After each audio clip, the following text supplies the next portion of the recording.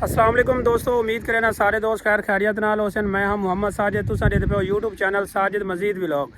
ते मैं आखना इस टाइम दरिया सतलुज दे नाल अल्लाह बंदे वाली टवेल ते इत्थे आए काफ़ी डूढ़ियां बाद आए ते पानी आ डिठा बिल्कुल ही पानी लै चुका है, पानी बिल्कुल रुक चुका है। मैं तो दिखे ना ज़मीनां भी सुक गई हैं माशाल्लाह, काफ़ी पानी जड़ा ना लह गई है। इस टाइम पानी रुका खड़ा है, साकू समझ नहीं आती भी डूढ़ जेड़े ने पानी काफ़ी सुक गई। तो मैं चक्री सियाल दे नाल मौजूद हाँ, मैं तो दिखे ना एडे दे पे उस काफ़ी पानी आई पिया जिथे तो शाहपुर नजरदा पी ना उस जगह ते इस तो पर पानी आई पिया। हुण इस टाइम जमीन सारियां बाहर निकलियां पईयां। इस जगह जेड़ा ना पानी खड़ा है, इस तो अगां जेड़ा ना इत्थू लंघाई ये सामने जिथे तो बंदे नजरदे पे ना इत्थू चक्री सियाल दे रोड वैंदा इत्थू के जेड़े ना मतलब पानी टुरा वाल इस साइड दे गया आई। हुण इस टाइम पानी बिल्कुल रुक चुका है, तो नज़र आंदा पिया उसी ठीक है। काफ़ी जेड़े ना घर भी निकले हैं, मतलब जिन्हें घर पानी आई पिया वो भी बिल्कुल ख़त्म थी गए। तो इस टाइम बिल्कुल VIP माहौल बना खड़े इडूरे दे पे सो काफ़ी जेड़े ना फसलां बच गई अल्लाह के करम नाल।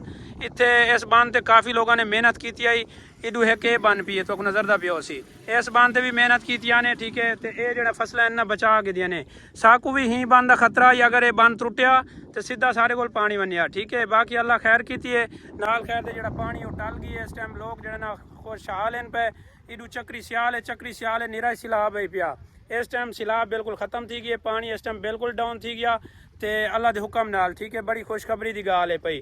बाकी सारे दोस्त दुआवां करे सो ये पानी सिर्फ ही जगह ते खड़ा है, बाकी इस तो अगा क्या नहीं मतलब पानी इो जड़ा रुका खड़ा है। बाकी हवा नाल ठाठियां वगैरह तो आंदियां पईयां, बाकी पानी रुका खड़ा है। काफ़ी पानी आई पिया इस टाइम, पानी बस बिल्कुल ही थोड़ा जिहा खड़ा है। एक काल तक तकरीबन सुक वैसी बाकी दे पे सो ते बाकी दोस्तों देखो जेड़ा ना ये मक्की आई पई काफ़ी तकरीबन 2-2.5 फुट मतलब जिक्की जगह आई पई।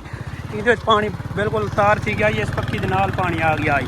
तो हुण ये भी पानी बिल्कुल सुक गई है। दे पे सो मक्की सारी खराब थी भी, बदबू मच्छी खड़ी बहुत गंदी मच्छ जी मक्की है ना मच्छी पई है मतलब। बाकी दोस्तों आया से अल्लाह बंदे वाली मतलब टवेल के नाल दरिया सतलुज के नाल ते इतों पानी का तो डिसाइड भी पानी बिल्कुल डाउन थी चुका है। तो हम पानी देख के मतलब पिछा मैं घर को तो माशाल्लाह फसलें बच गई। अगर इन्होंने फसलों पानी आता तो बल सारे को सैलाब आ गया। बाकी अल्लाह का शुक्र है सारे को इतों जितने आए वे इस तो तकरीबन 2 किलोमीटर दूरी से सारा घर है पिया।